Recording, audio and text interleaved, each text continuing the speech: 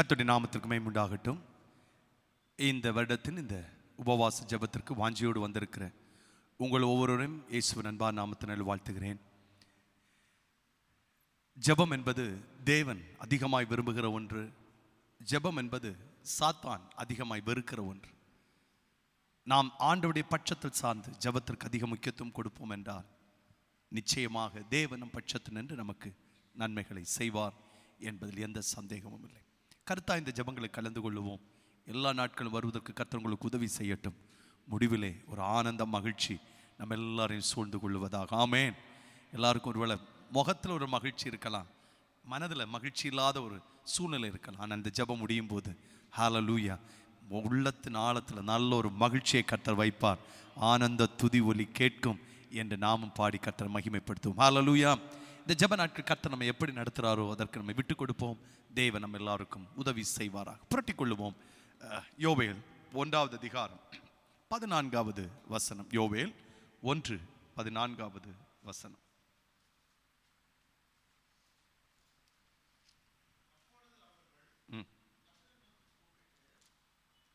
யோவேல் 1:14. போதும். பரிசுத்த உபவாச நாளை நேமியுங்கள்.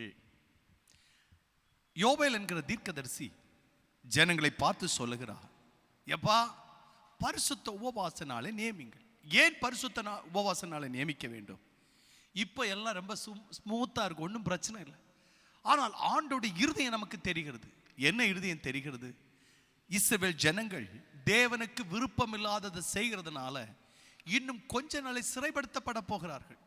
அந்த சிறையிருப்புக்கு தேவன் தம்முடைய இருதயத்தை மாற்ற வேண்டும் என்றால் இன்றைக்கு தீர்க்க தரிசன வார்த்தை வருகிறது, உபவாச நாளை நேமியுங்கள். நான் இந்த வார்த்தையை உட்கார்ந்து யோசித்தேன். அதனை நேமிப்பது பல தமிழ் வார்த்தைகள் பயன்படுத்தி இருக்கலாம், ஆனால் பயன்படுத்தி இருக்கிற வார்த்தை நேமிப்பு என்பது.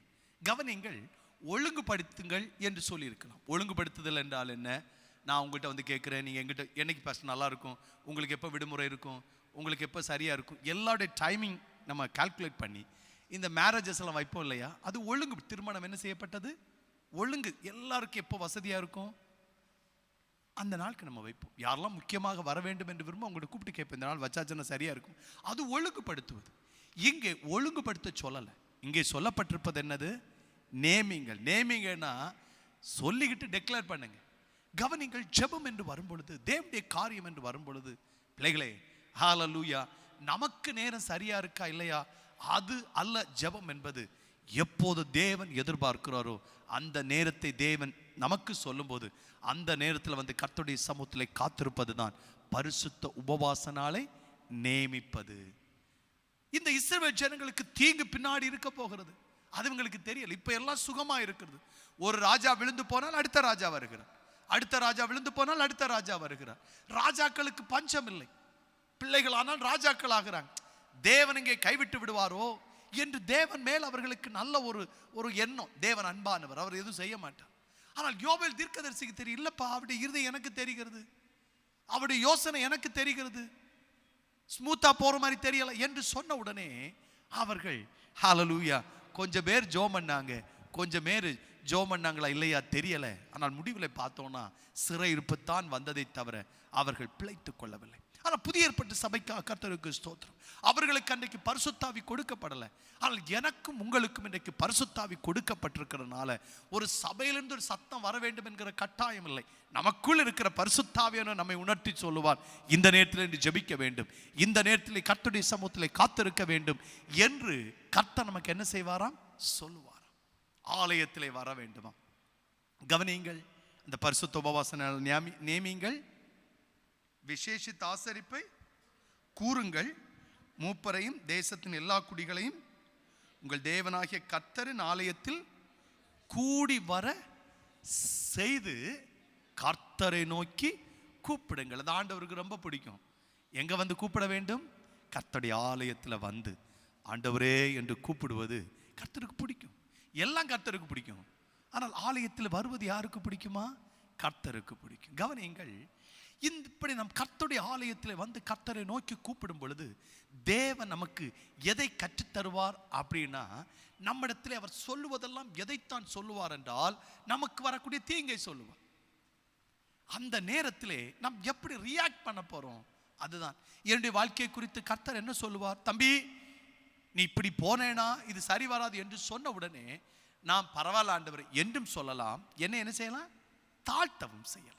கவனிங்கள், உபவாசம் ஜெபம் என்று சொல்லுவது ஆண்டவரை செய்யும் என்று ஆண்டவருக்கு கட்டளையிடுவதல்ல. உபவாச ஜெபம் என்பது நம்மை தாழ்த்துவது. ஆண்டவரே, ஐம் சாரி, தகப்பனே உம்முடைய இருதயத்தை எனக்கு திறந்து தார். ஒரு ஆசாரித்துவ ஆசீர்வாதம் உண்டு. திருவந்தன் முடியும் பொழுதெல்லாம் கரங்களை உயர்த்தி சொல், கர்த்தர் உங்களை ஆசீர்வதித்து உங்களை காக்க கடவர். கர்த்தர் தம்முடைய முகத்தை உங்கள் மேல் பிரகாசிக்க பண்ணி உங்களுக்கு, கர்த்தர் தம்முடைய முகத்தை உங்களுக்கு மேல் பிரசன்னமாக்கி உங்களுக்கு சமாதானம் கட்டளையிட. இந்த மூன்றாவது பகுதி இருக்கு தெரியுமா? பிரசன்னமாக்கி சமாதானம் கட்டளையிட கடவர். அதனுடைய பொருள் என்னன்னா, நம்முடைய முகத்தை பார்த்து சொல்லுவார், இதனால தான் உன் முகத்தை பார்க்காம இருந்தேன் என்று சொல்லுவது தான் தம்முடைய முகத்தை நம்ம மேல என்ன செய்யறதா? அதற்கு நம்ம கீழ்ப்படிந்து விட்டோம் என்றால். கவனியங்கள், வேதாகமத்திலே அநேகர் இருக்கிறார். 2 பேர் உங்களுக்கு முன்பாக கொண்டு வர விரும்புகிறேன். அந்த 2 பேர் யார் என்றால், 2 நிறைய பேரை கொண்டு வரலாம். ஒருவரை உங்களுக்கு முன்பாக கெட்ட உதாரணத்தை கொண்டு வர. எந்த உதாரணம்னா, சாலமோன் என்கிற ஒருவர். சாலமோன் என்கிற ஒருவர் புண்ணியவாளன் ஆனனால ராஜாவா வரல. சாலமோன் என்கிற ஒருவர் புண்ணியாளனாய் வந்ததற்கு காரணம் என்னவென்றால், தாவீது என்கிற ஒருவர் தேவனுக்கு பிரியமா மாறினதால். அவர் தவறு செய்யாதவர் அல்ல, அவர் தேவனுக்கு பிரியமில்லாத செய்யாததனால் அல்ல, அவரும் தவறு செய்தார், மகனும் தவறு செய்தார். அப்பா எந்த தப்பு பண்ணாரோ அதைத்தான் மகனும் செய்தார். ஆனா மகனிடத்தில் ஆண்டவர் வெளிப்பட்டு சொல்றார். 2 முறை வெளிப்பட்டு சொன்னார். நான் நினைக்கிறேன் 1 ராஜாக்கள் 11 இல்ல 12வது அதிகாரத்தில் வரும். 2 முறை அவனுக்கு வெளிப்பட்டு சொல்லுவார், எப்பா நீ செய்யறது சரியில்லை என்று அவனுக்கு வெளிப்பட்டு சொல்லுவார். 1 ராஜாக்கள் தானா 11? வாசிங்க அந்த வசனத்தை.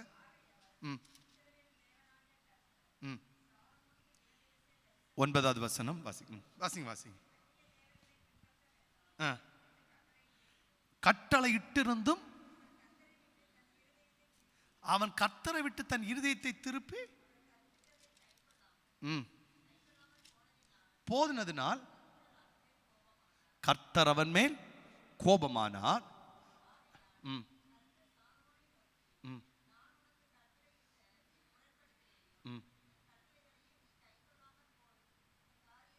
செய்தபடியினால் பிடுங்கி உன் ஊழியக்காரனுக்கு கொடுப்பேன். கவனிங்கள், சாலமோன் ஒன்றும் புதிய தப்ப பண்ணல. தவறு எல்லா மனிதருக்கும் ஒரே தவறு தான். தாவீது செய்த தவறைத்தான் யார் செய்தார் என்றால் சாலமோனும் செய்தார். தேவ இரக்கம் சாலமோனுக்கு தாவீதுக்கு இருந்தது போல இருந்துச்சு. சொப்பனத்தில் ஒரு நாளே வெளிப்பட்டு சொன்னார், எப்பா உனக்கு என்ன வேணும், எதை கேட்டால் தருவேன். ஞானத்தை கேட்டார், கொடுத்தார், அவனை ஆசீர்வதித்தார். இப்போது அவன் கர்த்தருக்கு பிரியமில்லாமல் போனோட இன்னும் வெளிப்படுகிறான்.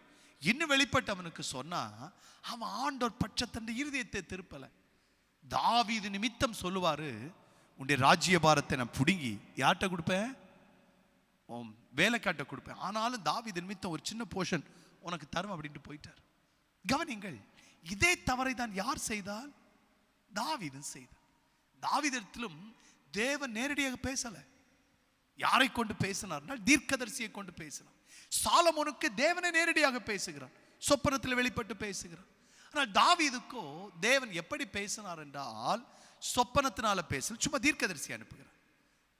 தீர்க்கதரிசி போய் கேட்கிறார், நீ இப்படி தவறு செய்தாயே என்று சொன்ன உடனே தாவீது என்ன பண்ணாரு? தன்னை தாழ்த்தினார். கவனிங்கள், பாவம் செய்யாத ஒருவனும் இல்லை, அக்கிரமம் செய்யாத ஒருவனும் இல்லை. நாம் மனிதர்கள் என்று சொல்லப்படுவது ஏன்? நாம் பாவம் செய்வதனால்தான், நான் அக்கிரமம் செய்வதனால். எந்த புண்ணியாளனும் தவறுவான். ஆனால் கர்த்தருடைய சத்தம் நம்மை தேடி வரும் பொழுது நாம் தாழ்த்தவும் முடியும், இருதயத்தை மாற்ற முடியும். கவனியுங்கள், தாவீது தாழ்த்தினாராம். தாழ்த்தினது மட்டும் இல்லை, நான் தாவீதிடத்தில் ரசித்தது என்னன்னா, ஆண்டவரே இப்போது தாவீதை கொஞ்சம் அப்படி விடுங்க, ஆகாபுக்கு வாங்க. ஆகாப் என்று ஒருவன் இருப்பான். சரி, ஆகாப் என்று ஒருவன் இருந்துகிட்டு அவனும் இதே மாதிரி தான் பண்ணுவான். எசபேல் நாபால் என்கிற ஒருவனுடைய லேண்டை எல்லாம் பயங்கரமாக அபகரித்து கொடுத்த உடனே ஆகாபுக்கும் இதே வார்த்தை வரும். ஆகாபே நீ தப்பு பண்ண, அதனால என்ன பண்ணுவேன்னா உன்னை அழிக்க போகிறேன் என்று சொன்ன உடனே அவன் என்ன பண்ணிடுவான்? தன்னை தாழ்த்துவான். எங்கே இருக்கு அந்த வசனம்? 2 ராஜாக்கள்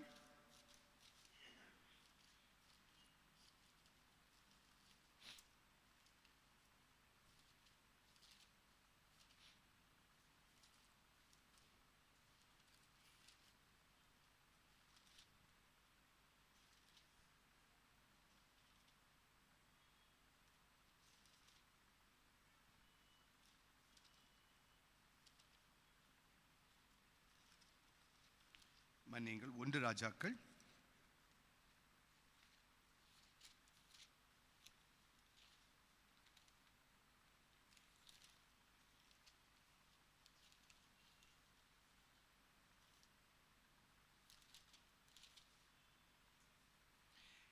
21 அதிகாரம் 27 வசனத்தை வாசிங்க பார்க்கலாம். 1 ராஜாக்கள் 21:27. ஆகாப் இந்த வார்த்தைகளை கேட்டபோது தன் வஸ்திரங்களை கிழித்து தன் சரீரத்தின் மேல் இரட்டை போர்த்து கொண்டு உபவாசம் பண்ணி இரட்டிலே படுத்து தாழ்மையாய் நடந்து கொண்டான். அப்பொழுது வாசிங்கள் 28. எலியாவுக்கு உண்டாயிற்று. அவர்,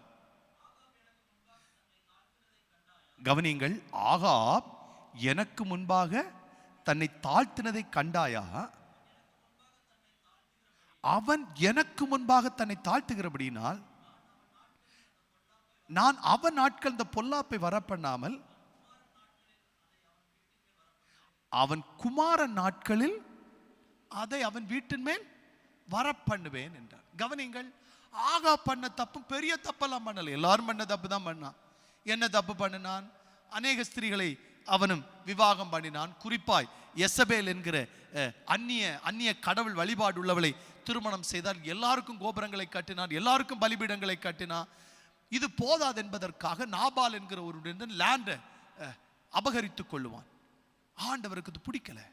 அழிஞ்சிருவடா என்று சொன்ன உடனே தன்னை தாழ்த்தினான். தாழ்த்தின உடனே ஆண்டவர் எப்படி மனம் மாறினாரா? உங்க காலத்தில் ஒன்றும் பண்ண மாட்டேன், யார் காலத்தில் பண்ணுவேன்? கவனிங்கள், ஆண்டவருடைய இருதயத்தை உங்களுக்கு ஆண்டவர் உன்னை சொன்னா என்னதான்? when God speaks அது நடந்துத்தான் ஆக வேண்டும். ஆனால் நிறைய நேரத்தில் என்ன பண்ணுவார்னா, நம்முடைய ஸ்தானத்தில் யாரை கொண்டு வருவார்? இன்னொருவரை கொண்டு வருவார். நீதிமானை எடுத்துக்கிட்டாங்க, யாரை கொண்டு வந்துருவாரு? துன்மார்க்கனை. அப்படி என்றால் ஆண்டவர் ஒன்று கட்டளை இட்டால் அது கட்டளை தான், அது மாற முடியாது. ஆனால் காலத்தை மாற்று. உங்க காலத்தில் வர்றது யார் காலத்தில் வரும்?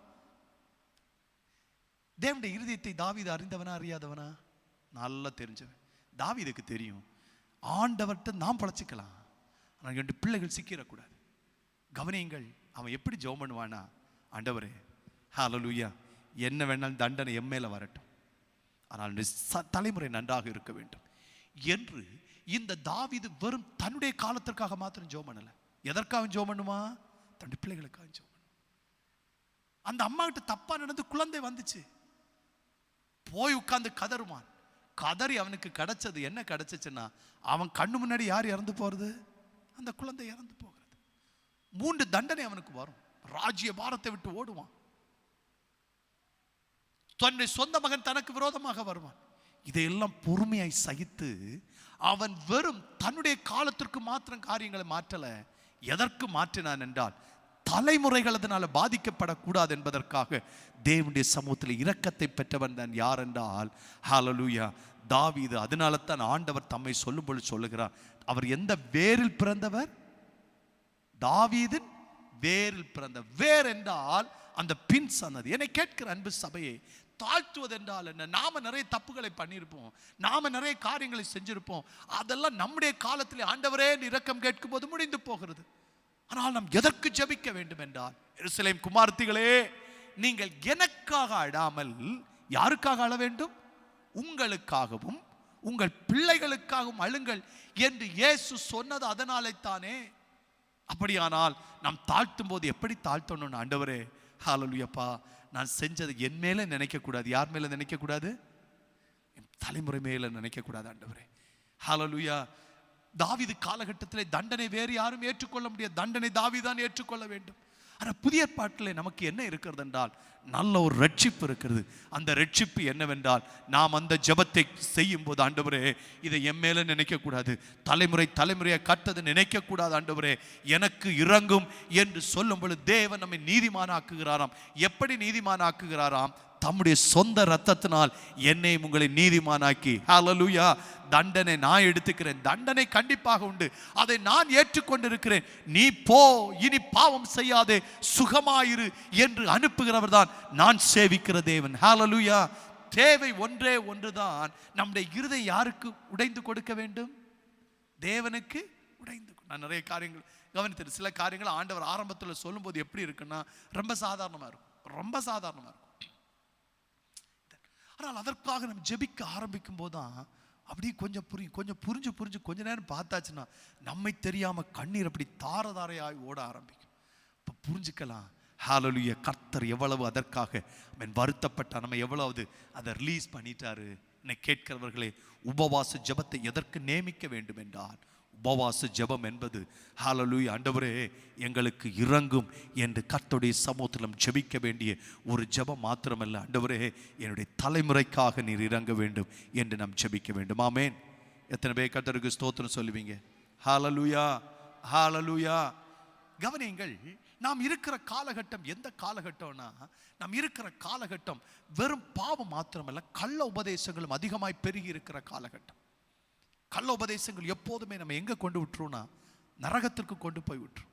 நாம் ஜெபிக்க வேண்டும். நம்முடைய தலைமுறைக்கு எதற்கு ஜெபிக்க வேண்டும் என்றால், ஆண்டவரே என்னுடைய பிள்ளைகள் எங்க போயிடக்கூடாது, கள்ள உபதேசங்களுக்கு போயிடவே கூடாது. குறிப்பாக வாலிப பிள்ளைகளுக்காக நாம் ஜெபிக்கும் போது அந்த ஜெபம் பண்ணணும். ஆண்டவரே என்னுடைய பிள்ளைகள் வலது இடதுபுறம் திரும்பாமல் இதே பாதையில் நடக்க தகப்பனே நீர் கிருபை பாராட்ட வேண்டும் என்று கர்த்தருடைய சமூகத்தில் ஜெபிக்க வேண்டும். ஆமென். இன்றைக்கு இயல்பான ஆராதனைகள் எல்லாம் நம்முடைய பிள்ளைகளுக்கு இளம் தலைமுறைகளுக்கு எல்லாம் பிடிக்கிறது இல்லை.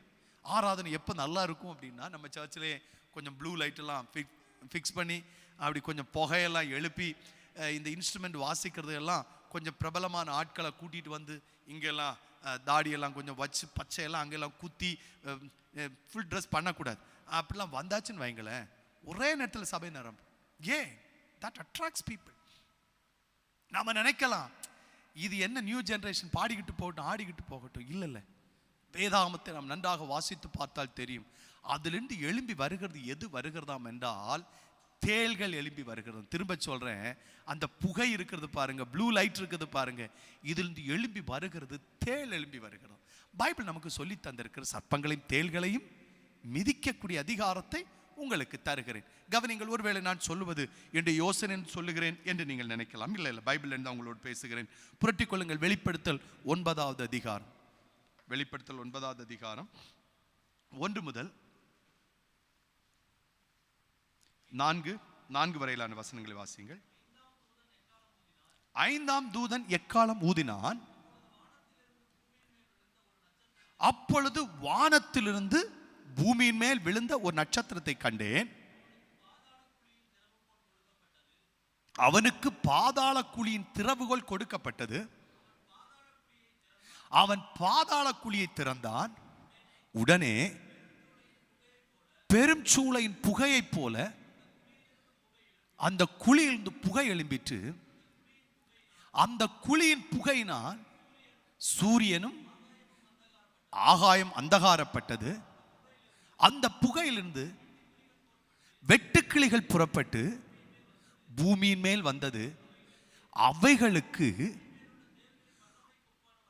பூமியிலுள்ள தேள்களின் வல்லமைக்கொப்பான வல்லமை கொடுக்கப்பட்டது. பூமியின் புல்லையும் பசுமையான எந்த புண்டையும் எந்த மரத்தையும் சேதப்படுத்தாமல் தங்கள் நெற்றிகளில் தேவனுடைய முத்திரையை தரித்திராத மனுஷரை மாத்திரம் சேதப்படுத்த அவைகளுக்கு உத்தரவு கொடுத்தது. அடுத்த வசனம், மேலும் அவர்களை கொலை செய்யும்படிக்கு அவைகளுக்கு உத்தரவு கொடுக்கப்படாமல் 5 மாதமளவும் அவைகளை வேதனைப்படுத்தும்படிக்கு உத்தரவு கொடுக்கப்பட்டது. அவைகள் செய்யும் வேதனை தேளானது மனுஷரை கொட்டும் போது உண்டாகும் வேதனையை போல் இருக்கும். சபை எடுக்கப்பட்ட பின்பு இந்த பூமியில நடக்க இருக்கிற நிகழ்ச்சியின் ஒரு நிழலாட்டம் தான் இங்கே சொல்லப்பட்டிருக்கு. ஆனால் அவைகளுடைய நிழல் இப்போதும் இருக்கிறது. அதுதான் நல்ல ஆராதனை எழும்பும்போது என்ன எழும்புமா? புகை எழும்புமா? நம்ம பார்த்து ரசிச்சு புகை தானே, இதுல என்ன இருக்கிறது? ஆனால் வேதம் சொல்லுகிற இந்த புகையிலிருந்து எழும்புகிறது எது எழும்புகிறதாம்? பாதாளம் திறக்கப்பட்டதன் அடையாளம் தான் புகை எழும்புவதாம். அப்படி என்றால் என்னை கேட்கிற பிள்ளைகளே, கர்த்தருடைய சத்தத்தை நல்லா கேளுங்க. ஹல்லேலூயா. சாலமோனும் பழைய ஏற்பாட்டுள்ள அத்தனை பேரும் வழி தவறி போனது அந்நிய ஆராதனைகள் தான். அந்நிய ஆராதனை இன்றைக்கு இயேசு இல்லாத இன்னொரு பேர் வந்தால் நீங்கள் ஏற்றுக்கொள்ள மாட்டீர்கள். அதனால் அது என்ன செய்கிறது? இயேசு என்ற பெயரை எடுக்கிறது, ஆராதனை என்ற முறைமையை எடுக்கிறது. நாம் எதையெல்லாம் சரி என்று வைத்திருக்கிறோம் அதை தன்னுடைய கையில எடுத்துக்கொண்டு அதில் சின்ன மாற்றத்தை செய்கிறது. என்ன சின்ன மாற்றம்? புகையில் கேட்டா சொல்லலாம். என்ன சொல்லலாம் என்றால், பழைய ஏற்பாட்டிலே தேவாலயத்தில் என்ன எழும்பிச்சு? புகை எழும்பிற்று என்கிற ஒன்றை இதற்கு நாம் ஒப்பனையாக சொல்லி புகை எழுப்போம். இல்லை இல்லை, பழைய ஏற்பாட்டிலே தேவ மகிமையினால் நிரம்பினது. இன்றைக்கு பரிசுத்தாவி வரும்போது அந்த மகிமை இருக்கிறது. கேட்கிற பிள்ளைகளே, பெரியவர்களே, புகை எழும்புகிற ஒரு ஆராதனை இருக்கிறது என்றால் முதல்ல நாம என்ன செஞ்சிடக்கூடாதுன்னா, நம்முடைய கண் என்ன செஞ்சிடக்கூடாது? அதுல போயிடக்கூடாது. எது எழும்புமாம்? எல்லாரும் அந்த வசனத்தை எடுத்துட்டீங்கன்னு நினைக்கிறேன். 5ஆம் எக்காலம் ஊதினான், அப்பொழுது எல்லாரும் சேர்ந்து அந்த வசனத்தை வாசிக்கலாமா? வானத்திலிருந்து பூமியின் மேல் விழுந்த ஒரு நட்சத்திரத்தை. அப்படின்னா இது எங்க இருந்து விழுந்துச்சு? வானத்திலிருந்து கீழே. சீஷர்கள் போனாங்க தெரியுமா, பிசாசுகளை துரத்த போனாங்க இல்லையா? துரத்த போயிட்டு திரும்பி வர்றாங்க. திரும்பி வந்து இயேசுவோட சந்தோஷமா சொல்லுவாங்க, ஆண்டவரே நாங்கள் என்ன செஞ்சோம்? பிசாசுகளை துரத்தணும் அப்படின்னு சொன்னோன்னே இயேசு சொன்னுவார், எப்பா நீங்க துரத்தி ஜெயம் பெற்றீர்கள் என்று எனக்கு தெரியும். எதனால தெரியும்னா, பிசாசுகள் மின்னலை போல எங்கேருந்து விழுந்துச்சு? வானத்திலிருந்து கீழே விழுந்ததை பார்த்தேன். அப்படி என்றால் நாம் நல்ல ஆராதித்து ஜெபிக்கும் போது என்ன நடக்கிறது? நம் கர்த்தருடைய நாமத்தினால் ஜெயிக்கும் போது நமக்கு தெரியல, ஆனால் ஆவிக்குரிய கண்கள் திறந்தவர்களுக்கு தெரியும். ஆகாய மண்டலத்தில் இருக்கிற அந்தகாரத்தின் பிரபு எங்க வந்து விழுறான்? கீழே வந்து விழுறான். இப்ப கீழே வந்து விழுந்துட்டு அது பூமியில் உள்ள தேளு கொப்பான பலன் யாருக்கு கொடுக்கப்பட்டுச்சா? அவைகளுக்கு கொடுக்கப்பட்டுச்சா. மேல இருக்கிறது எங்க வந்து விழுந்துட்டு? கீழே வந்து விழுந்ததாம். இது நம்மேல் பேலன்ஸ் செய்ய வேண்டும் என்றால் ரெண்டு நடக்கணும். ஒன்று என்ன? இந்த புகை எழும்புகிற ஆராதனைகள் எழும்பணும். அந்த ஆராதனை நம்ம இருக்கணும். அந்த ஆராதனை அது எல்லாரையும் தொடாதான். நெற்றியிலே எங்க இருக்கிறது? அது 4வது வசனம், பூமியின் புல்லையும் பசுமையான எந்த பூண்டையும் எந்த மரத்தையும் சேதப்படுத்தாமல் தங்கள் நெற்றிகளில் தேவனுடைய முத்திரையை தரித்திராத மனுஷரை மாத்திரம் சேதப்படுத்த அவைகளுக்கு என்ன கொடுக்கப்பட்டுச்சு? உத்தரவு கொடுக்கப்பட்டுச்சு. நிறைய பேர் கேட்கலாம், என் நெற்றியில் என்ன இழிச்சவாயின்னு எழுதி இருக்குதா அப்படின்ட்டு நிறைய பேர் நம்ம கேட்போம். ஏமாளின்னு என்னை பார்த்தா எழுதி, நமக்கு ஏதோ ஒரு அறிவு இருக்கிறது, நெற்றியில் என்ன இருக்கு. ஆனால் பிசாசுக்கு தெரியும் நம்முடைய நெற்றியிலே தேவனுடைய நாமம் தரிக்கப்பட்டிருக்கிறதா. நிறைய பேர் நம்முடைய நெற்றிகளை என்ன வைக்க மாட்டோம்னா, குங்குமமோ வேற எதையும் வைக்க மாட்டோம். எதற்கு அடையாளம் என்றால், நான் யாருக்கு சொந்தமானவன்? கர்த்தருக்கு சொந்தமானவன். ஆனால் அது மாத்திரம் இல்லைங்க, அது ஒருவேளை வெளியே தெரியறதுக்கு. நெற்றியில என்று கேட்டால் நீங்கள் கேட்கலாம். காயின் ஒரு முறை கேட்டான், ஆண்டவரே உம்முடைய பிரசன்னத்தை விட்டு நான் வெளியே போறேன். வெளியில பார்க்க உன்னை கொண்டு போடுவார்களே, கொண்டு போடாதபடிக்கு நீர் என்ன செய்ய வேண்டும்? என் ஒரு அடையாளத்தை போட வேண்டும். என்ன அடையாளம் போட்டார்னு இன்னைக்கு வரைக்கும் தெரியல. வேத மக்கள் எல்லாம் இந்த கேள்வி கேட்டாங்கன்னா என்ன பதில் சொல்லன்னு தெரியல. அதனால சப்படி அடிக்கிறது. என்ன சொல்லிடுவான்னா, அதனால தான் தேவன் படைக்கும் போது எல்லாரையும் வெள்ளையாக படைத்தார், கையை அப்படி போட்டார், அதனால தான் ஆப்பிரிக்காக்காரங்க எல்லாம் வந்துட்டாங்க. கருப்பை பார்த்தோன்னே இவனுக்கு தெரியும், இதை தொடக்கூடாது என்று சும்மா பொழுதுபோக்குக்காக சொல்லுவோமே தவிர என்ன அடையாளம் என்று இன்றைக்கு வரைக்கும் யாருக்கும் தெரியாது. புதிய ஏற்பாட்டிலே நம்முடைய நெற்றியின் மேல் ஒரு அடையாளம் என்ன என்று கேட்டால், என்னை கேட்கிற அன்பு தேவனுடைய பிள்ளைகளே, பழைய ஏற்பாட்டிலே ஆசாரியன் நெற்றியிலே பரிசுத்தம் என எழுதி இருக்க வேண்டும். காயின் காலகட்டத்தில் நமக்கு தெரியல. ஆனால் ஆசாரியத்துவம் ஒருவனுக்கு இருக்கும் என்றால் அவன் நெற்றியில என்ன எழுதியிருக்கணும்? கர்த்தருக்கு பரிசுத்தம். தங்களுடைய நெற்றியிலே கர்த்தருடைய நாமம் இல்லாதவர்கள் இப்ப கவனிங்கள், கர்த்தருக்கு பரிசுத்தம் என்றால் என்ன? நாம நினைக்கிறோம் பரிசுத்தம் என்று சொன்னாலே படத்தை பார்க்காது பரிசுத்தம் இருக்கலாம். பரிசுத்தம் என்று சொன்னாலே கொஞ்சம் போனை பார்க்காம இருக்க பரிசுத்தம் என்று நினைக்கலாம். அதெல்லாம் பரிசுத்தமே இல்லை. அதெல்லாம் இயல்பா நாம் செய்ய வேண்டிய இவைகள் எல்லாம் பரிசுத்தத்தினுடைய சின்ன துவக்கம். ஆனா பரிசுத்தம் என்று சொன்னால் தேவனிடத்தில் சொன்னாரு, நான் பரிசுத்தராய் இருக்கிறது போல நீங்களும் பரிசுத்தம் என்று சொன்னா being separated. என்னோட சேர்ந்து சொல்லுங்க, holiness is being separated. தனிமையாக இருப்பதுதான் என்னது? ஆண்டவர் சொன்ன நான் தனிமையா இருக்கிறது போல. நான் கேட்கிறேன், ஆண்டவருக்கு ஃப்ரெண்ட்ஸ் யார்? தேவனுக்கு நண்பன் யார்?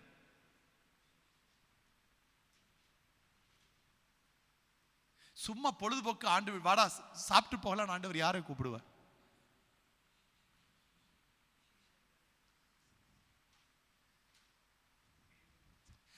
ஆண்டவர் தன்னை யாரோடு ஈடுபடுத்திக் கொள்ள முடியும்? சபையோடு தன்னை ஈடுபடுத்திக் கொள்ள முடியும்.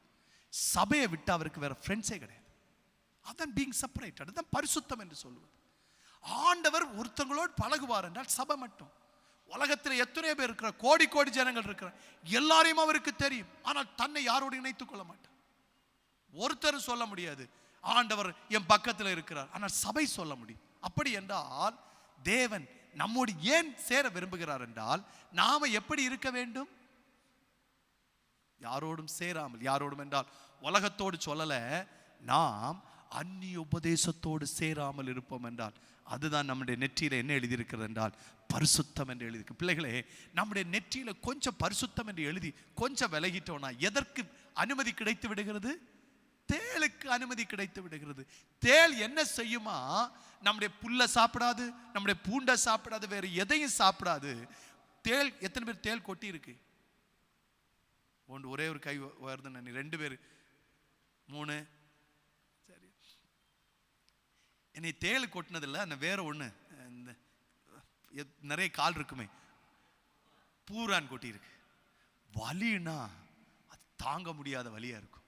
கவனியுங்கள், எத்தனை மாதம் வரைக்கும் இந்த வலி இருக்குமா? 6 மாதம்.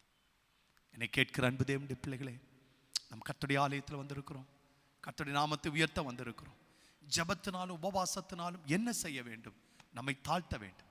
எப்படி தாழ்த்தணும்? ஆண்டவரே, ஹல்லேலூயா, என்னை மாத்திரமல்ல ஆண்டவரே, என்னுடைய தலைமுறைகளை பொல்லாங்கன் தொடாதபடிக்கு தகப்பனே, ஹல்லேலூயா, உம்மை போல என்னை பரிசுத்தனாய் மாற்றும் என்று கர்த்தருடைய சமூகத்திலே ஆமென் கர்த்தரை நாம் மகிமைப்படுத்துவோம் என்றால் ஆமென். இந்த வாரத்தில் ஞாயிற்றுக்கிழமை முதல் சர்வீஸ்ல நினைக்கிறேன் ஒரு பாட்டு பாடிட்டு இருந்தோம். என்ன பாட்டு? உடலுக்கெல்லாம் என்ன பாட்டு? பாட்டுக்கு ஸ்டார்டிங் என்ன? நம்பிக்கைக்கு உரியவரே. அந்த ஃபாதர் ஐயா பாடி இருக்க வார்த்தை அப்படி அனுபவத்திலிருந்து கொண்டு வந்திருக்கிறாரு. ஒரு வார்த்தை இப்படி தம்பி, அந்த பாட்டை எடுக்க முடியும்னா பரவாயில்ல, எந்த வரும் அப்படின்னா, உன் வசனம் நான் கீழ்ப்படிந்தால் உடலுக்கெல்லாம் அது என்னவா மாறுமா? ஆரோக்கியமாய் மாறுமா. எவ்வளவு அனுபவத்திலிருந்து எழுதி இருக்கிறாங்க. சும்மா பாடணுங்கிறதுக்காக பாடல. வேறு இப்போது நவநாகரிக பாட்டை பாருங்க, வசனத்துக்கெல்லாம் சம்பந்தமே இருக்காது. மேலே உயர்த்துவார், அதை செய்வார், அதோட முடிந்து பாவத்தை பற்றின ஒன்றுமே இருக்காது. நீ கேட்கிறேன் பிள்ளைகளே, ஹல்லேலூயா, நீங்கள் ஒருவேளை தியேட்டர்லவே பேரை படத்தை பார்க்க மாட்டீங்க, அதுல எல்லாம் உங்களுக்கு பாவம் என்று தெரியும். ஆனால் நாம் இன்றைக்கு புரிந்து கொள்ள கூடாதது என்னவென்றால், பரிசுத்தம் அல்லாதவர்கள் தங்களை பரிசுத்தவான் என்று சொல்லிக்கொண்டு பரிசுத்தத்தின் வேஷத்தை எடுக்கும் பொழுது அதை நம்மளால் கண்டுபிடிக்க முடியல. நாம் அதை என்ன செஞ்சிருக்கணும்? கண்டுபிடிக்கலைன்னா அந்த ஆராதனைகள் நம்மளை என்ன பண்ணிரும்? கொடுமைப்படுத்திடும். அது உடனடியாக வராது. எப்ப வருமா? அதற்கொன்று காலம் வைக்கப்பட்டிருக்கிறது. ஹல்லேலூயா. இந்த வார்த்தை வந்துச்சா? நம்பிக்கைக்கு உரியவரே. அந்த ஸ்டான்ஸ் இன்னும் அடுத்தது இன்னும்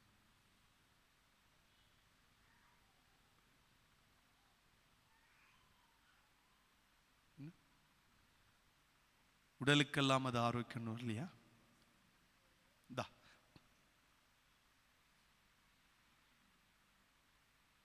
அடுத்தது இந்த ஸ்டான்ஸா, இன்னொரு ஸ்டான்ஸா, தீமை அனைத்தையும் விட்டு விலகி, எல்லாம் சேர்ந்து சொல்லுவோமா? தீமை அனைத்தையும் விட்டு விலகி உமக்கு அஞ்சினான் நடந்து கொண்டால் எதெல்லாம் உரம்பெறுமாம்? எலும்புகள் எல்லாம் உரம் பெறும், என் உடலும் என்ன செய்யும்? நலம் பெறும்.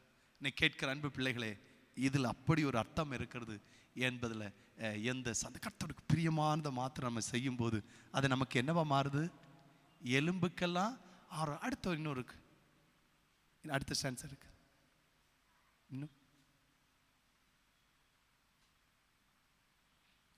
உடலுக்கெல்லாம்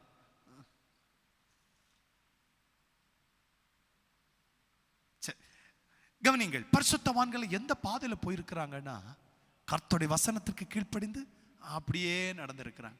வசனத்தை கேட்காட்டி கூட பரவாயில்ல. நாம நினைக்கலாம், இந்த பைபிளை எடுக்காம இருந்திருந்தா பரவாயில்ல, இந்த ஆராதனைக்கு வராம இருந்திருந்தா பரவாயில்ல. இல்ல, தேவன் நம்மை விசேஷமாய் வைத்திருக்கிறார். இதிலிருந்து நாம என்ன செய்ய முடியாது? பின்வார முடியாது, பின்வாங்க கூடாது. நாம் கர்த்தருக்கென்று நிற்கத்தக்கது நல்ல கிருபை கர்த்தர் நமக்கு தருவாராக. ஹல்லேலூயா. அவர் வேறு யாருடைய பேரையும் சொல்லி தன்னை அறிமுகப்படுத்தல. பழைய ஏற்பாட்டில் எல்லாம் நான் ஆபிரகாமின் தேவன், ஈசாக்கின் தேவன், யாக்கோபின் தேவன் என்றெல்லாம் சொன்னவர். புதிய ஏற்பாட்டில் அவர்கள் பேரெல்லாம் பயன்படுத்தல. புதிய ஏற்பாட்டில் ஆண்டவர் பயன்படுத்தியிருக்க ஒரே பேர் யாராக இருக்கும் என்றால் அது தாவீது மட்டும்தான். ஹல்லேலூயா. தண்டனை தன்மேல வர வைத்து தன்னுடைய மகனை காப்பாற்றி விட்டவன் தான் யார் என்றால் இந்த ஹல்லேலூயா தாவீது. நாம் சேவிக்கிற தேவன் அதைத்தான் நமக்கு கற்றுத்தர விரும்புகிறார். நம் கர்த்தரோடு சேர சேர சேர எதை விட்டு விலக வேண்டும் என்றால் ஹல்லேலூயா தேவனுக்கு பிரியமற்ற எல்லாவற்றையும் விட்டு, புகையின் ஆராதனைகளை விட்டு நம் கர்த்தருடைய சமூகத்தில் சேர கர்த்தர் நமக்கு நல்ல கிருபை பாராட்டுவாராக. எத்தனை பேர் கர்த்தருக்கு ஸ்தோத்திரம் செலுத்துவீங்க? கரங்களை தட்டி எல்லாரும் கர்த்தருக்கு நன்றி. ஷகடத ரக்கனா திட பிரபரப ரக்க ராத்து நீ மனக்கனா திரபல பல பல பௌட்டர கடாதரே ஹட்டனந்த ரக்க. கவனியுங்கள், இந்த தேளின் வல்லமை எப்போது நம்மை ஆட்கொள்ள முடியும்னா, தேளின் வல்லமை நம்ம ஆட்கொள்ளணும்னா முதல்ல எதை அவன் பயன்படுத்துவான்னா நம்ம நாக்கை பயன்படுத்தும். நாக்கு எப்போ எழும்புதோ, இல்லைன்னா கர்த்தருக்காக நான் செஞ்சிட்டேன் பாருங்க, ஜோம் பண்ணிட்டேன், அதை செஞ்சு எதையாவது கர்த்தருக்காக கொஞ்சம் நம்ம பெருமையாக பேசிட்டோம், அப்போ வருவான் இவன் நம்மளை தாக்குவதற்கு. ஹல்லேலூயா. நீங்க இதை நல்லா புரிந்து கொள்ள வேண்டும் என்றால் பிள்ளைகளே, நாம் பழகி கொள்ள வேண்டியது என்ன அப்படின்னா, கர்த்தருக்காக செய்கிற காரியத்தை எது விட்டு அடிக்கக்கூடாது? நாக்கை விட்டு அடிக்கவே கூடாது. உங்களுடைய தனிப்பட்ட ஜெபம் நாக்கை விட்டு அடிக்கவே கூடாது. நீங்கள் கர்த்தருக்காக செய்தது நாக்கை விட்டு அடிக்கவே கூடாது. உங்களுடைய பிள்ளைகள் ஏதாவது சாதிச்சிட்டாங்களா, நாக்கை விட்டு அடிக்கவே கூடாது. நாக்கை கட்டுப்படுத்துவோம் என்றால் இது எப்பதான் வரும் என்றால், நம்ம நாக்கு எழும்பும் போது தான். அது எப்படி இருக்குது? அதுடைய அது இந்த தேளுடைய வால் எப்படி இருக்கும், இதே மாதிரி நம்ம ஒன்றை வைக்க முடியும், நம்ம நாக்கை தான் வைக்க முடியும்.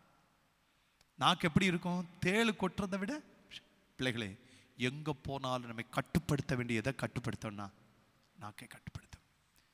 ஹல்லேலூயா. நரம்பில்லாத ஒரே ஒரு ஐட்டம் இருக்குன்னா இதுதான், நாக்கு மட்டும்தான். அப்படியானால் கர்த்தருடைய ஆலயத்தில் வரும் பொழுது அதை செஞ்சுட்டேன் இதை செஞ்சுட்டேன் என்று ஒருபோதும் சொல்லிடக்கூடாது. ஒவ்வொரு நேரம் ஆண்டவரே இன்னும் என்ன தாழ்த்துறப்பா, இன்னும் உங்களுக்கு முன்னாடி என்ன தாழ்த்துற ஆண்டவரே என்று நம்மை தாழ்த்தத்தக்கதான நல்ல கிருபையை கர்த்தர் நமக்கு தருவாராக. ஆமென். ஹல்லேலூயா. பரிசுத்தத்தில் ஒருவன் வளர வளர இருதயத்தை கட்டுவதற்கு கேட்பதை விட, தன்னுடைய சிந்தனையை கட்டுவதற்கு கேட்கிறதை விட எதை கட்ட கேட்க வேண்டும் என்றால் நம்முடைய நாவை கர்த்தர் கட்ட வேண்டும் என்று கர்த்தருடைய சமூகத்தில் நாம் கேட்க வேண்டும். ஆமென். ஹல்லேலூயா. ஹல்லேலூயா. எந்த பரிசுத்தவானை எது கெடுத்துரும்? நாவு கெடுத்துரும். சரி, நீங்க எவ்வளவுதான் உங்க நாவை கெடுத்திருந்தாலும் 10 ஃப்ரெண்ட்ஸ் இருந்தாச்சுன்னா என்ன ஆகும்? உங்களுக்கு அந்த பிரச்சனை இருக்கா இல்லையான்னு எனக்கு தெரியும். எனக்கு ரொம்பவே அந்த பிரச்சனை இருக்கு. ரொம்ப நல்லவன், பேசாம இருப்பேன். ஆனால் அந்த ஃப்ரெண்ட் சர்க்கிள் வந்து கொஞ்சம் தமாஷ் வந்துச்சுன்னா அதுக்கப்புறம் நம்ம உள்ளால் இருக்கிறது அப்படியே வரும். அப்பதான் புரிஞ்சுக்க முடியும், நான் பரிசுத்தமாய் கர்த்தருக்காக இருக்க வேண்டும் என்றால் என்னுடைய நாவை கட்டணும்னா முதல்ல எதை விட்டு விலகணும்? அதை விட்டு விலக. அங்கே இருந்தால் பேசித்தான், யாரோ ஒருத்தங்களை பற்றி பேசித்தான் ஆகணும். பேசும்போது கர்த்தரை குறை சொல்லித்தான் ஆக வேண்டும். உனக்கு ஏண்டா இந்த பிரச்சனைன்னு கேட்பேன் தெரியுமா? சில இடங்கள் உனக்கு ஏண்டா இந்த பிரச்சனை, உனக்கு போய் வந்திருக்குன்னு ஆண்டவர் பாப்படே, அது என்ன உனக்கு போய் வந்திருக்கு, அவன் என்ன செஞ்சான் உனக்கு தெரியுமா? அப்படின்னு நம்ம தெரியாமல யாரை அவமானப்படுத்தி விடுகிறோம்? தேவனை அவமானம். ஆரம்பத்தில் இதில் பெரிய பிரச்சனையா நமக்கு தெரியாது. பின் நாட்களை தெரியும், ஓஹோ இவ்வளவு பிரச்சனை இதுக்கு பின்னாடி இருக்கு நமக்கு தெரியல போல. தேவன் அநீதி செய்கிற தேவன் அல்ல. நான் தேவனை நன்றா இருந்திருக்கிறேன். துன்மார்க்கனை நீதிமான் என்று அவன் தீர்க்கவே மாட்டான். நீதிமானை துன்மார்க்கன் என்று தீர்க்க மாட்டான். நீதி செய்வோம் என்றால் அவருக்கு தெரியும் துன்மார்க்கம் செய்வோம் என்றால் அவருக்கு தெரியும்.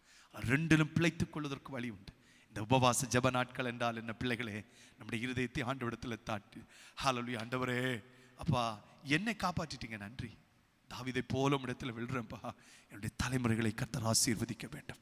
பிசாசு கை வைக்கணும், வேற எதையும் கை வைக்காம வச்சிருக்கிற பேரே நியூ ஜெனரேஷன் சர்ச், புதிய தலைமுறை சபைகள், அடுத்த ஜெனரேஷன். அவன் பெரியவர்களை கண் வைக்கல, கண் வைப்பதெல்லாம் சின்ன பிள்ளைகளை, அது பிஞ்சு பிள்ளைகளை கண் வைத்து விடுகிறான். என்னை கேட்கிறவர்களே, நாம் கர்த்தருடைய சமூகத்தில் அழுவோம் என்றால் தேவன் நம்முடைய பிள்ளைகளுக்கு இறங்குவதற்கு போதுமானவராக இருக்கிறார். ஹல்லேலூயா. ஆனால் ஒரு நம்பிக்கையோடு நம்ம ஜெபிக்கணும். நாம் அவருடைய சமூகத்தில் கண்ணீர் வடித்தால் நம்முடைய பிள்ளைகளை கர்த்தர் ஆசீர்வதிப்பார் என்கிற நம்பிக்கை நமக்கு இருக்கணும். முதல்ல அந்த நம்பிக்கை இல்லாம ஜெபம் பண்ணி பார்ப்போம் அப்படின்னாலாம் இங்கே வேலை இல்லை. என் தேவன் எனக்கு இறங்குவார், அது வரைக்கும் நான் என்ன செய்வேன்னா தாழ்த்துவேன். யாரும் சொல்லிடக்கூடாது எனக்கு வந்தது மாதிரியே பிரச்சனை பிள்ளைகளுக்கு வருகிறது. இல்லை இல்லை, அதிலிருந்து விடுபடுவதற்காக தான் இந்த வார்த்தை.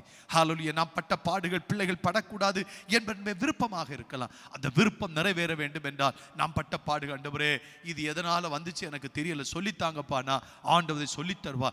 நாம் அதை அறிக்கையிட்டு ஜெபிக்கும் போது பிள்ளைகளை கர்த்தர் பூர்ணமாய் விடுவிப்பதற்கு கர்த்தருடைய கரத்தினால் ஆகும். தேவன் தம்முடைய முகத்தை நம்ம பிரசன்னமாக்கி சமாதானம் கட்டளையிடுவது என்றால் என்ன தெரியுமா?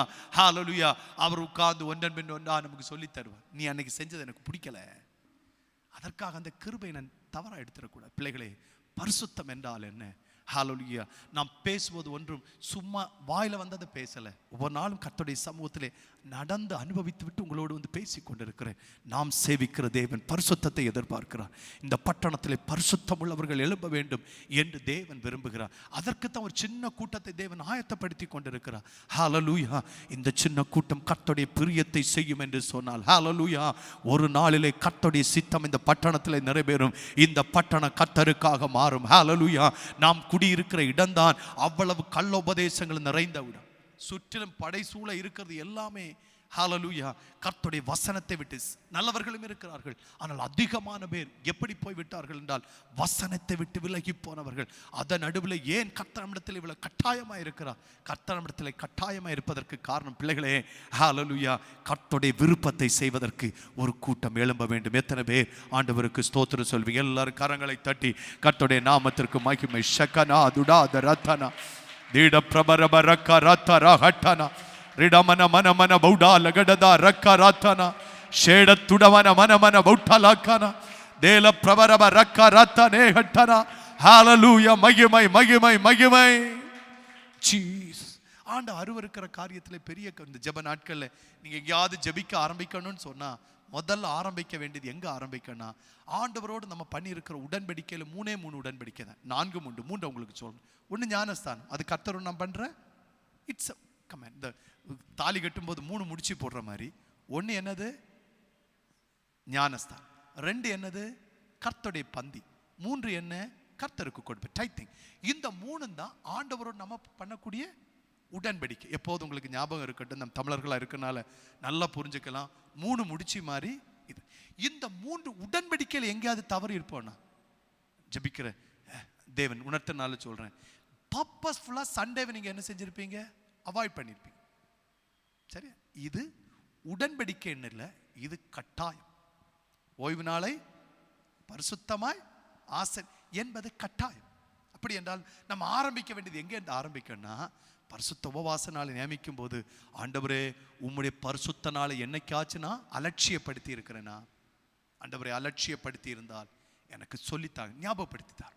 அந்த சொல்ல ஆரம்பித்தோடனே ஒன்றன் பின் ஒன்றாய் தேவன் நம்மை விடுவிப்பதை பார்க்க முடியும். பிசாசு நம்மை வந்து தொட வேண்டும் என்றால் முதல்ல அவனுக்கு ஏதாவது ஒன்று கர்த்தருக்கு பிரியமானதை நம்ம விட்டு விலகி இருக்கணும். அதில் அவருக்கு பிரியமானது ஞாயிற்றுக்கிழமை சில வேளை உடம்பு முடியாமலாம் சூழ்நிலையினால வராமல் இருக்கும், சில நாள் என்ன கொழுப்படுத்து வராமல் இருக்கும். வேணும்னே ஒரு வாய்ப்பை உருவாக்கி, அந்த வாய்ப்பை உருவாக்கி அதற்கு பொய் வேற சொல்லும், இவ்வளவு போதும், அவன் அழகாக நம்ம கொண்டு போயிடுவான். பிள்ளைகளை இதிலிருந்து பிழைத்துக் கொள்வதற்கு வழி என்ன? இந்த சத்தத்தை நீங்க கேட்கும் போது அதற்கு முதல்ல அறிக்கைட்டு ஜெபம் பண்ண, ஆண்டவரே என்னை மன்னியப்பா, என்னை மன்னியும் என்று உங்களுடைய நாட்களை அவர் ஆசீர்வதித்து தருவதற்கு போதுமான நல்ல தேவனாக இருக்கிறார். ஆமென், ஹல்லேலூயா. இந்த 3 உடன்படிக்கையில் எங்கேயாவது நீங்கள் பிசகி இருப்பீர்கள் என்றால் அந்த உடன்படிக்கை திருத்தி கொண்டால் தேவன் நம்மிடத்தில் திரும்பி வருகிற நல்ல தேவனாக இருக்கிறார். ஹல்லேலூயா. நம்ம ஜெபிக்க போகிறோம், நம்ம கர்த்தருடைய சமூகத்தில் காத்திருக்க போகிறோம். பரிசுத்த நாள் எதற்கு நியமிக்கப்படுகிறது? பரிசுத்த நாள் நியமிக்கப்படுவதெல்லாம் தாவீதை போல, ஆண்டவரே நாம் பிழைத்துக் கொள்வதில்லப்பா, உம்முடைய கோபம் எனக்கு தெரியும். ஹல்லேலூயா. என்னுடைய தலைமுறை பிழைத்துக் கொள்ளட்டும் ஆண்டவரே என்று தலைமுறைகளுக்காக கதறி, ஹல்லேலூயா, நியூ ஜெனரேஷன் என்கிற இந்த கொள்ளையிலிருந்து, இந்த களவாடித்தனத்திலிருந்து நம்முடைய தலைமுறைகளை கர்த்தர் மீட்டு ரட்சிக்கும்படியாக நம்மை அர்ப்பணித்து ஜெபிக்க போகிறோம். எல்லாம் நம்ம எழுந்து நிற்போமா? கர்த்தருக்கு ஸ்தோத்திரம் செலுத்த போகிறோம். ஹல்லேலூயா. கர்த்தருடைய நாமம் மகிமைப்படுவதாக. ஹல்லேலூயா. தகப்பனே உமக்கு நன்றி. எல்லாரும் எழுந்து கர்த்தருக்கு ஸ்தோத்திரம். கர்த்தருடைய நாமத்தை ஆராதிப்போம். கர்த்தருடைய நாமத்திற்குரிய மகிமை ஆமென் கர்த்தருக்கு செலுத்தும். ஹல்லேலூயா. நன்றி, நன்றி இயேசுவே, உமக்கு நாங்கள் நன்றி. ஹல்லேலூயா. தகப்பனே உமக்கு நாங்கள் நன்றி சொல்றோம்ப்பா, நன்றி சொல்றோம் ஆண்டவரே, நன்றி சொல்றையா, நம்பிக்கைக்குரியவரே. ஹல்லேலூயா. உடதா ரகத்துனா அந்த ரக்கனா எல்லா நாவுகளும் கர்த்தரை துதிக்கட்டும். எல்லாரும் கர்த்தருக்கு ஹல்லேலூயா. ஆண்டவரே உமக்கு நன்றியப்பா, உமக்கு நன்றி, நன்றி, நன்றி, நன்றி. நம்பிக்கைக்கு உரியவரே, நம்பி வந்தே உம் சமூகம், நம்புகிறே உம் வசனம். நம்பிக்கைக்கு உரியவரே, நம்பி வந்தே உம் சமூகம், நம்புகிறே உம் வசனம். நம்பிக்கைக்கு உரியவரே, சொந்த ஆற்றலை தந்தை உம்மையை சார்ந்து விட்டேன். சொந்த ஆற்றலை நம்பவில்லை, தந்தை உம்மையை சார்ந்து விட்டேன். வாக்குத்தத்தம் செய்தவரே, வாக்குத்தத்தம் செய்தவரே, வாழ்க்கையெல்லாம் வார்த்தை தானே, வாழ்க்கையெல்லாம் உம் வார்த்தை தானே. பாதைக்கு தீபம், வேதைக்கு வெளிச்சம், உந்தன் வசனமே. ஆற்றல் உள்கது, ஜீவனுள்ளது உந்தன். பாதைக்கு தீபம், பாதைக்கு தீபம், பேதைக்கு வெளிச்சம், உந்தன் வசனமே. ஆற்றல் மிக்கது, ஜீவனுள்ளது உந்தன் அருள்வாக்கு. உம்மை நம்புகின் மனிதர்களை உமது அன்பு என் சூழ்ந்து கொள்ளும். உம்மை நம்புகின் மனிதர்களை உமது அன்பு என் சூழ்ந்து கொள்ளும். உள்ளமெல்லாம் மகிழுதையா, உள்ளமெல்லாம் மகிழுதையா, உம் வசனம் நம்புவதா, உம் வசனம் நம்புவதா. பாதைக்கு தீபம், பேதைக்கு வெளிச்சம், உந்தன் வசனமே. பாதைக்கு ஜீவனுள்ளது உந்தன் அருள்வாக்கு. தீமை அனைத்தையும் விட்டு விலகி உமக்கு அஞ்சி நான் நடந்து கொண்டார். தீமை அனைத்தையும் விட்டு விலகி உமக்கு அஞ்சி நான் நடந்து கொண்டார். எலும்புகள் உரம்ப, ஓ எலும்பு, இந்த வரிதான். என்னுடலும் நலப்பெறும், என்னுடலும் நலப்பெறும். பாதைக்கு தீபம், பேதைக்கு வெளிச்சம், உந்தன் வசனமே.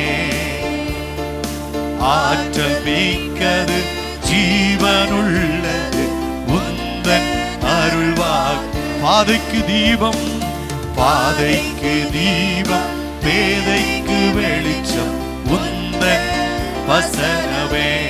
ஆற்றல் மிக்கது, ஆற்றல் மிக்கது, ஜீவனுள்ளது உந்தன் அருள்வா. நம்பிக்கைக்கு உரியவரே, நம்பி வந்தே உம் சமூகம், நம்புகிறேன் உம் வசனம், நம்பிக்கைக்கு உரியவரே. எத்தனை பேர் இந்த ஜெப நாட்கள் ஆண்டவரே எனக்கு தாருன்னு கேட்கறதில்ல, அதெல்லாம் அவர் வைத்திருக்கிறார். ஆசீர்வாதம் ஒன்றும் குறைக்கப்பட போறதில்லை. தேவை எல்லாம் ஆண்டவரே என்னை தாழ்த்த கிருபை தாரும். ஹல்லேலூயா. நேற்றைக்கு தாழ்த்தினது போல இல்லை, இன்னைக்கு இன்னும் நான் என்னை தாழ்த்தேன் ஆண்டவரே. எல்லாரும் கரங்களை உயர்த்தி ஆண்டவரே சாலமோனை போல இல்லப்பா, தாவீது போல தாழ்த்தட்டும். ஆகாப போல இல்லை ஆண்டவரே, தாவீது போல தாழ்த்தட்டும். ஆண்டவரே கிருபையை தார். என் நிமித்தம் என் தலைமுறை ஆசீர்வதிக்கப்பட வேண்டும், என் நிமித்தம் என் பிள்ளைகள் ஆசீர்வதிக்கப்பட வேண்டும். ஆண்டவரே நீ தாவீதின் பேரிலே வந்தவர். ஆண்டவரே என் மேலே நீ தண்டனை தருகிற தேவன் அல்ல, நீர் எல்லாவற்றையும் ஏற்றுக்கொண்டீர். ஆனால் நான் அறிக்கையிட வேண்டியது அவசியம். அதற்கு ஆண்டவரே எனக்கு வெளிப்படுத்தப்பட வேண்டுமே. ஆண்டவரே வெளிப்படுத்துவீராக, வெளிப்படுத்துவீராக. வசனம் வெளிச்சத்தை போட்டு காட்டுவதாக. எல்லார் மேலும் கிருபை தங்கட்டும். ஆண்டவரே இந்த ஜெப நாட்கள் ஒரு அசைவு உண்டாகட்டும். தேவன் விரும்புகிற மாற்றம் உண்டாகட்டும். சிறையிருப்புகள் மாறுவதாக. வாலிபர்களை சிறைப்படுத்தி இருக்கிற துர்பதேசத்தின் வல்லமைகள் கட்டிந்து கொள்ளப்படுவதாக. ஹல்லேலூயா. அடிமைத்தனத்தின் கட்டுகள் உடைக்கப்படுவதாக. அவர்களை துன்புறுத்துகிற ஹல்லேலூயா எல்லா ஆண்டவரே ஹல்லேலூயா துஷ்ட வல்லமைகளும் கட்டிந்து கொள்ளப்படுவதாக. அவர்களை விடுவிக்கிறேனே இயேசுவின் நாமத்தில். பெரிய ஒரு மகிழ்ச்சி ஆலயத்தில் உண்டாகிறதற்காக நன்றி. எல்லார் மேலும் கிருபையார் உதவி செய்து எல்லாரையும் மறைத்துக் கொள்ளுங்க. நாளைக்கு நாங்கள் எல்லாரும் இன்னும் உற்சாகமாய் கருத்தாய் வந்து உம்மை துதிக்க கிருபை தாரும். எங்களை ஆசீர்வதி கிருபை தங்க. இரவு நேரத்தில் ஜெபிக்க எங்களுக்கு இன்னும் பலன் தாரும். ஜெபத்தை கேட்டதற்காக நன்றி இயேசுவின் நாமத்தில் பிதாவே ஆமென். ஆத்துமாவே கர்த்தரை ஸ்தோத்திரி, முழுலுமே அவருடைய பரிசுத்த நாமத்தை ஸ்தோத்திரி. என் ஆத்துமாவே கர்த்தரை ஸ்தோத்திரி, கர்த்தர் செய்த சகல உபகாரங்களை மறவாதே. ஆமென். ஹல்லேலூயா. அவருக்கு நன்றி. கர்த்தர் தாமே உங்களை ஆசீர்வதிப்பார்.